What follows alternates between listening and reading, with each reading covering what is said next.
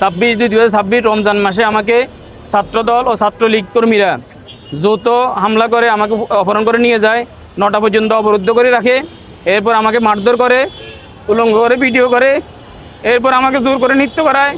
নৃত্যের ভিডিও ওরা আবার ফেসবুকে ছেড়ে দেয়, সোশ্যাল মিডিয়ায় মারধরের ভিডিও ওরা ছেড়ে দেয়। এরপরে আমার দাড়ি আপনারা জানবেন 26/2/2026 তারিখের আগে আমার যে দাড়ি ছিল এখন দাড়ি আরও কম, ওরা দাড়ি ছিঁড়ে ফেলে। এরপরে জুতা আমার মুখের উপর ধরে। এরপরে আরেক গ্রুপ আমাদের স্থানীয় এমপি মহোদয়ের ভাগিনা পরিষদে হকাস মার্কেটের ব্যবসায়ী জিসান এন্টারপ্রাইজের মালিক উনি জাফর আহমেদ নেতৃত্বে আরেক গ্রুপ আমার রেস্টুরেন্ট দখল করে 70 লাখ টাকার প্রতিষ্ঠান। সেখানে আমার কর্মচারীরা ভিতরে ছিল, ভিতরে কর্মচারীদের রেখে তালা মেরে দেয়।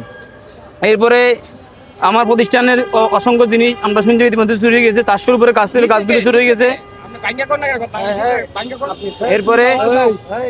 এরপরে প্রতিষ্ঠানের আমাকে যারা হামলা করেছে, হামলার নেতৃত্ব দিয়েছিল ছাত্রদলের জয়েন্ট সেক্রেটারি, ফেনী জেলা জয়েন্ট সেক্রেটারি রশিদ আহমদের সহযোগী নেসারউদ্দিন বাপ্পি ছিল, ছাত্রদলের রিজন ছিল, ছাত্রলীগের 12 নম্বর ছাত্রলীগের রাকিবুল ইসলাম লাড্ডু ছিল, ছাত্রলীগের আমজাদ ছিল, ছাত্রলীগের অমিত ছিল, ছাত্রদলের রবিউল ইসলাম ফুলগাজী রবিউল ইসলাম রাকিব ছিল, আগে ছাত্রলীগ করতো এখন ছাত্রদল করে, কাউসার শামীম ফুলগাজী বাড়ি। এরপরে হাজী জাফর আহমেদ যে নিজেকে এমপির ভাগিনা পরিষদে ফেনী শহর কল্যাণ সমিতির সাংগঠনিক সম্পাদক।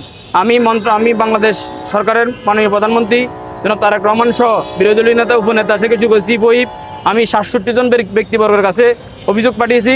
অভিযোগের কপি আমার কাছে আছে, আপনাদেরকে দিব। আমি সবার কাছে আকুল আবেদন। আমি 3টে মামলা করেছি, একটি হচ্ছে যেটি থানা এফআইআর নিয়েছে, ওই থানা এফআইআরে যেন সুষ্ঠু তদন্ত হয়।